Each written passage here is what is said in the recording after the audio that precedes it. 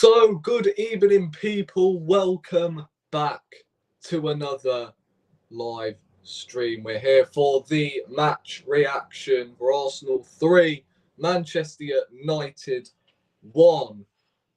Boy, where do I start? Honestly, this club in a bloody nutshell.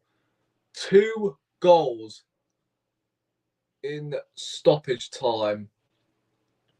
And man, absolute scenes at the end. Declan Rice and Gabriel Jesus with the 2 goals.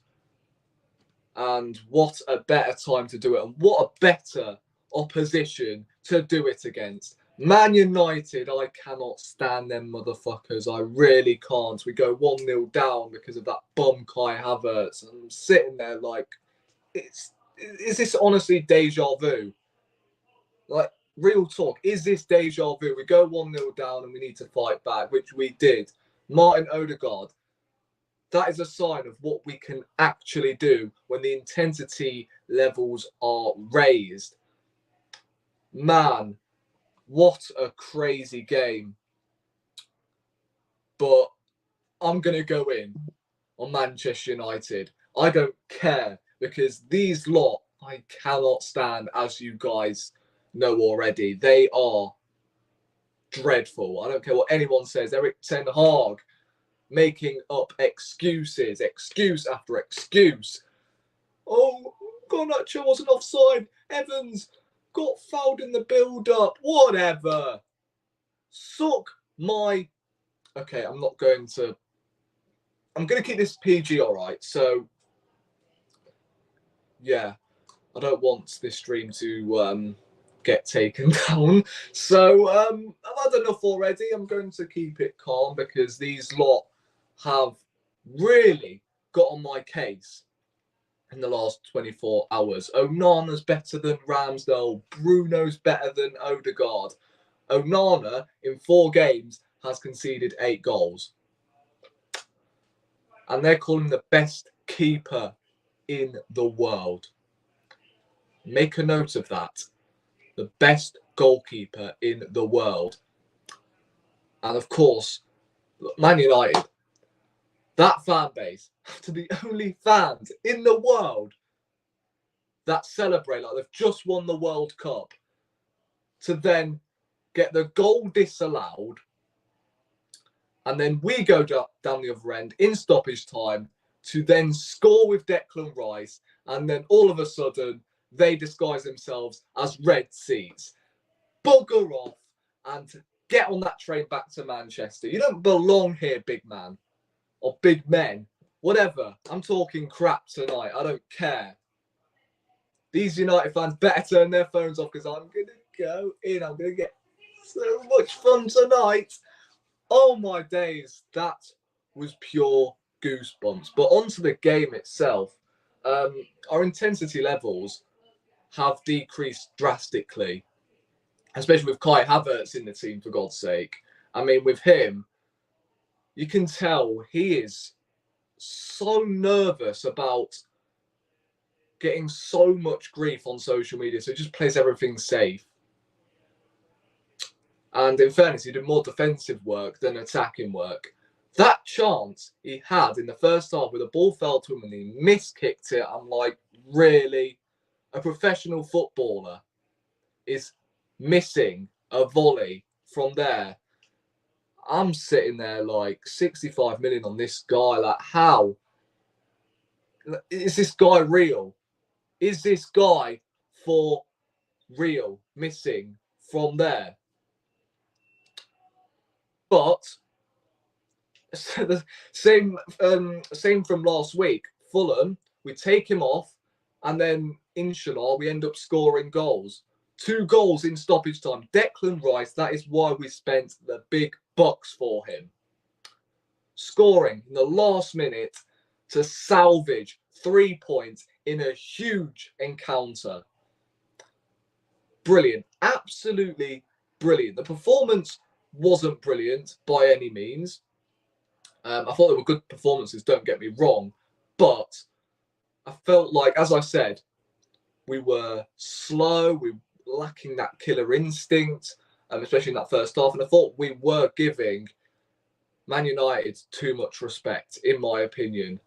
Right, and I would have come on here if this ended 1-1. I wouldn't have been happy in any way, shape, or form, because them lot, especially with a team like Arsenal, if they have Evans, Johnny Evans, and Harry Maguire as their centre backs to finish that game of football, and you don't come away with 3 points if you're Arsenal Football Club, then there's got to be questions asked.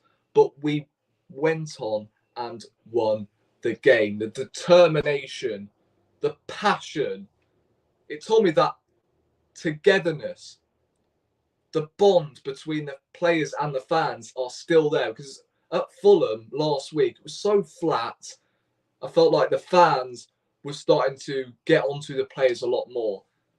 This time out, oh man, couldn't imagine being at the ground and witnessing that. It was pure limbs. And mate, Man United, we talk about them, how dreadful they are. But at the end of the day, it's Arsenal versus Manchester United. The biggest encounter in Premier League history, if you ask me. That is a rivalry. All right? Arsenal and Tottenham are derbies. But saying that, we don't like each other. But Arsenal Man United, that is a rivalry. Liverpool Man United is a rivalry. So I treat this game like the North London derby. I never want to lose to them lot. I cannot stand their fans. The Norwich scarves are out because of all of the excuses, the utter crap they come up with. Honest to God. I'm so glad we put them back into their place, because they're nothing special. I called it before the season even started. They're nothing special whatsoever. And today we proved it.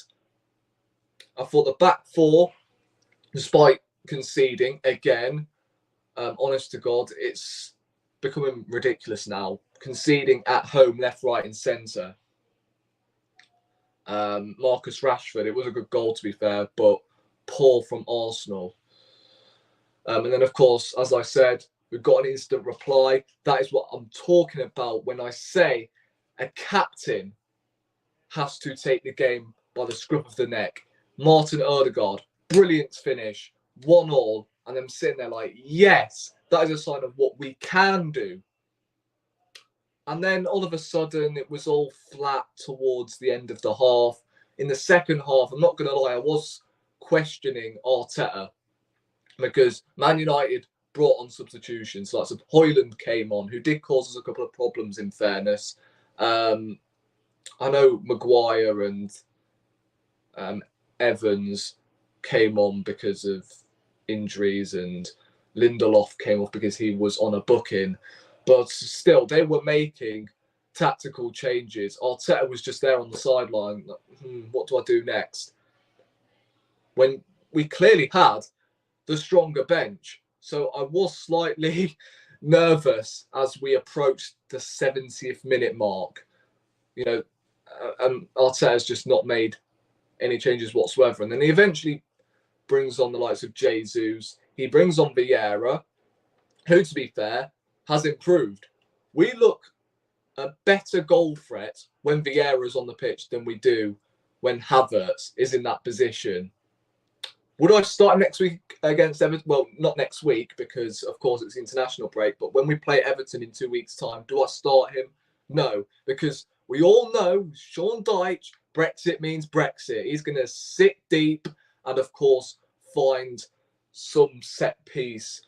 And, of course, he's going to end up winning the game somehow, or winning some scrappy point. I don't know. But, yeah, it's going to be something along the lines of that. And I don't think Vieira is suited for that game, in my opinion. So maybe Havertz would suit a game like Everton because he is physical, but not in that number 8 position. Because so far, he hasn't assisted, he hasn't scored, and it's been 4 games. And when he's come from Chelsea and we splashed £65 million on him, I expect him to hit the ground running. He is Premier League proven. Don't forget that. And so far in his Arsenal career, it's like he's never played in the Premier League before. In fact, for 4 years straight, it looks like he's never played in the Premier League at all. It's laughable. The penalty that was chalked off, for me, that was a stonewall penalty. I don't care what anyone says, right? All these rats on Twitter who go by with, Football Manager or FIFA, whatever, all go on about, it's a dive, etc., etc. Mate, Casemiro and Wan-Bissaka was sandwiched together, all right? They sandwiched Havertz. He went down, and plus, he was through on goal, so why would he dive? If he clearly feels contact, he's going to go down.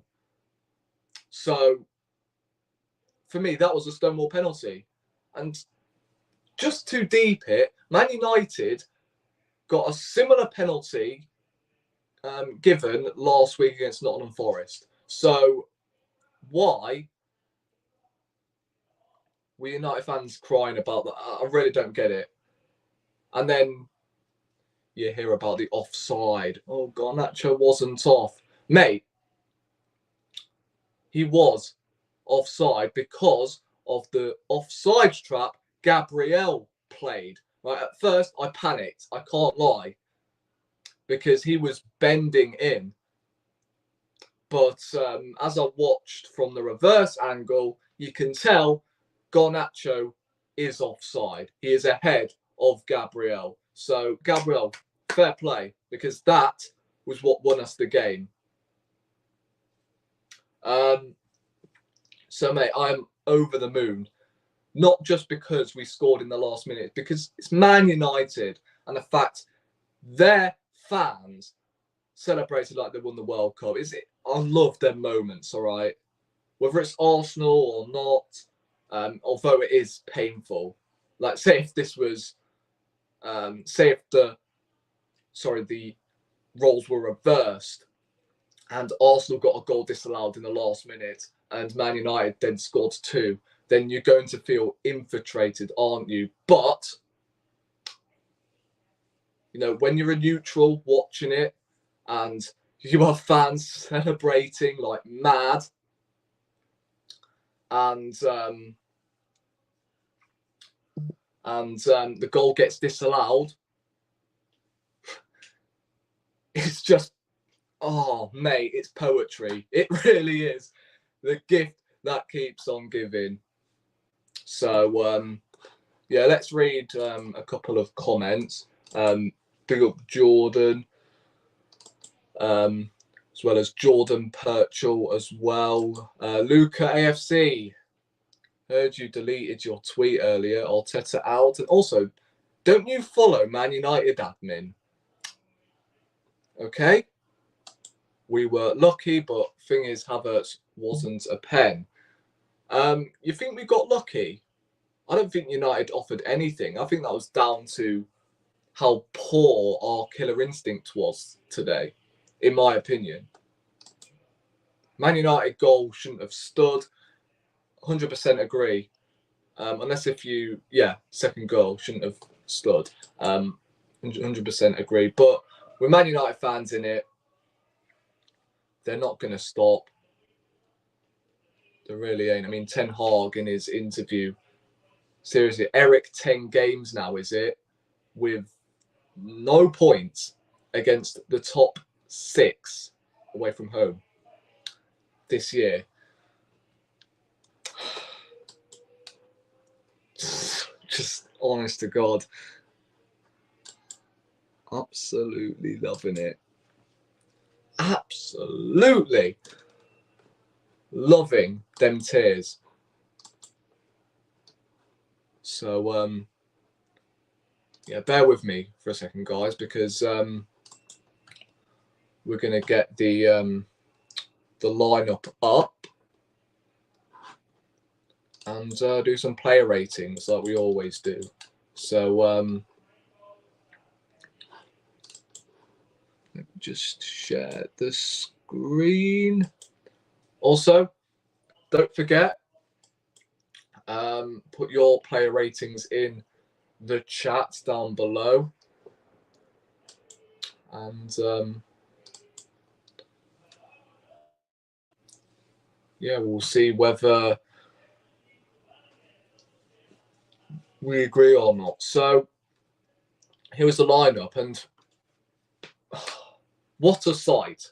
Arteta has actually reverted back to type. The back four, I know he conceded, but it was so nice seeing Ben White at right back, Saliba, Gabriel, and then Zinchenko at left back. The midfield, I'm not going to lie, if Partey was in there, that is our strongest team as far as I'm concerned. But Kai Havertz just needs some time out of the team, in my opinion. And then Saka, Nketiah, and then Martinelli. The Man United team, I mean, yeah, I mean, we don't need to pay attention to the United team. Let's just get into the player rating. So starting off with Aaron Ramsdale, what would you rate Ramsdale out of 10 for today? Just got home. What was the score? Mate, check the title. And the score's literally on my shared screen. So, yeah, 3-1 Arsenal. It was a crazy ending, to the game. But let's get into the player ratings. So I was going to go to the chat and type Ramsdale in there. So Ramsdale out of 10. What are we saying? He didn't have a lot to do. Maybe he could have done a little better for the Rashford goal. Other than that, like I said, he didn't have anything to do. I felt like that was more down to Havertz, if I'm being honest. So I think Ramsdale gets a 7 from me. Yeah, I think that's fair. Ramsdale 7. Let me know whether you guys agree. Right back Ben White. Didn't have his greatest game, in my opinion. Can't speak. Had a difficult time with Rashford down his side. But Rashford is a tricky customer, especially down the left-hand side. So I think Ben White today, the goal did come down his side. I'll give him a 6.5. Big up Tom. Give them all a 10 for. Geez, my camera's in the way. Give them all 10s for. Well, I'm not too sure about that. Got to be real in it, because it wasn't an outstanding performance by any means, but there were some decent performances out there. I appreciate it, bro.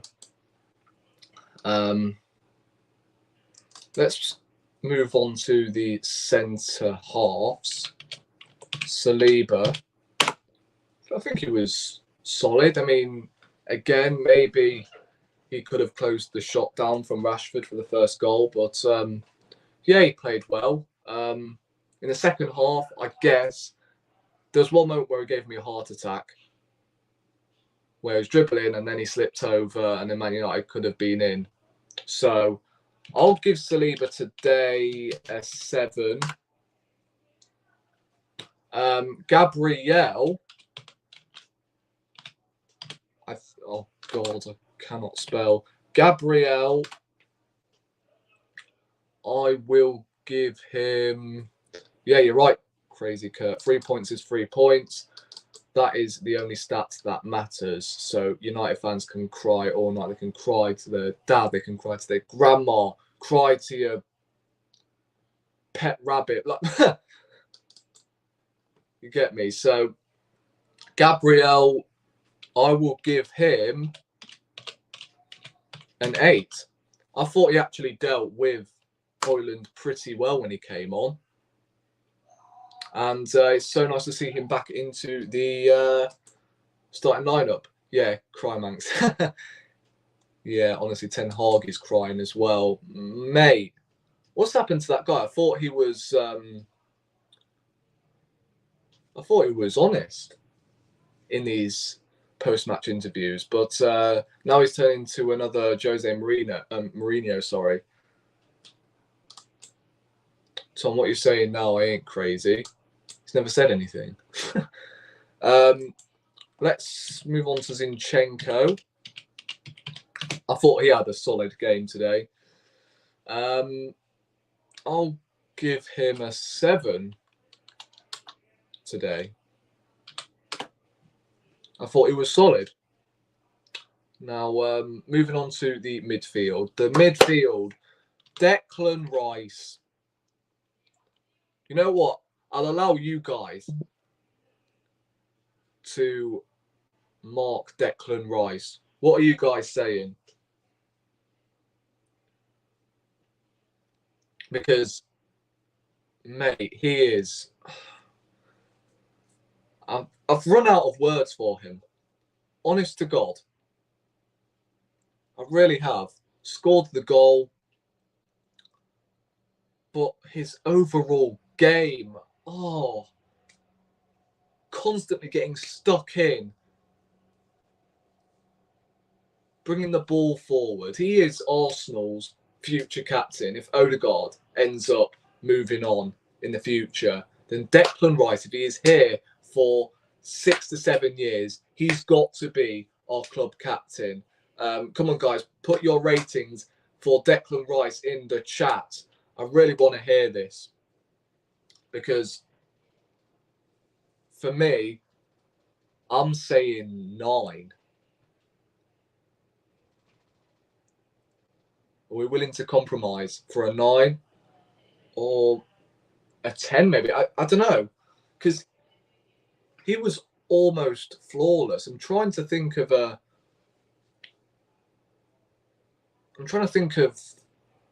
something he did wrong in that game. He did nothing wrong as far as I'm concerned. Literally has no weaknesses about him whatsoever. Man, this is difficult. I've got to go 9.5.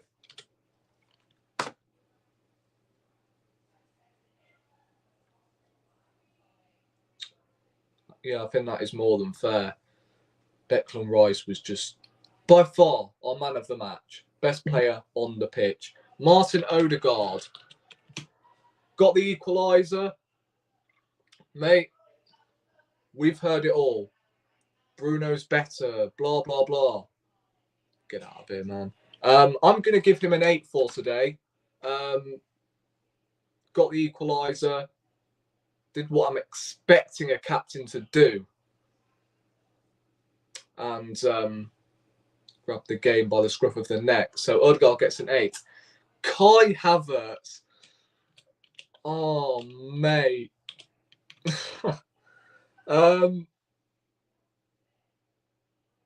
You know what I will say about Kai Havertz, and I think I mentioned it at the start of the stream. He did a lot of defensive work, and he's not brought in to do that. Maybe he can be our Saliba backup. But, oh my days, the guy is so frustrating in attack. The chance he had in the first half, we go 1-0 up there if he puts his foot through it, but he decides not to do it, and he misjudges it completely. He almost won the penalty, which was a penalty. I felt sorry for him in that sense, but he was rightly taken off. He gets a 5. and I think that's being generous. Let's move on to the front three. Saka on the right. I thought he was poor today. I'm not going to lie. I love Saka, and this doesn't mean I hate him. I just thought he was really ineffective. And I'm not going to lie, I think Arteta made the wrong substitution. I felt like it should have been Saka who should have been hooked up instead of Martinelli, because I thought Martinelli had a very good game. I don't hate Saka, as I said, but today he just didn't do enough for me. So I think he is going to also get given a 5. Martinelli, however, I thought was very effective in this game. It was a decent battle down there with Wan-Bissaka, in fairness. And although Martinelli didn't score today, I thought that was a lot better from him. However, his corners, were abysmal. I'm going to give him a 7 today. I thought he was decent, caused some problems. He was definitely better than Saka, in my opinion. But Martinelli's corners were just not up to scratch until... Did he get the assist for Rice's goal? Let me just double check. Because that was a huge moment in the game, in fairness. Let me just double check. Oh, no, sorry. He got the assist for Martin Odegaard.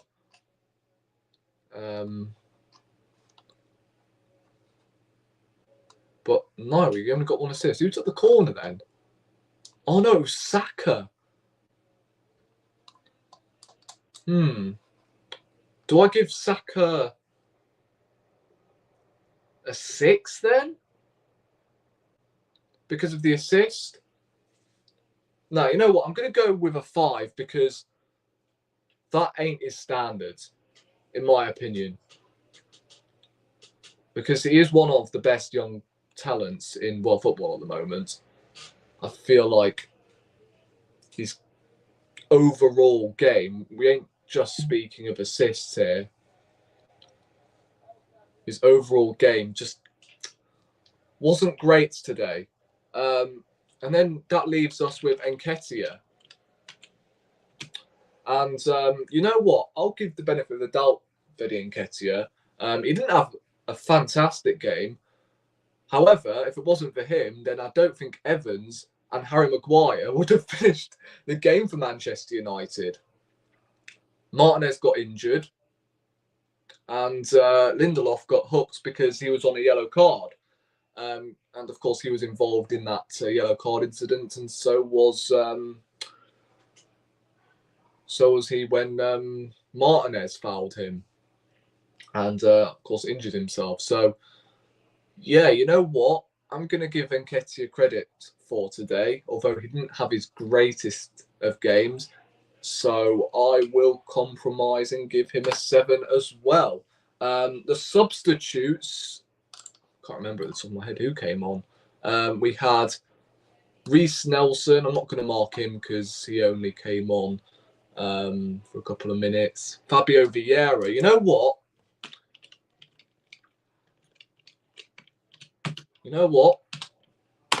8 for Fabio Vieira.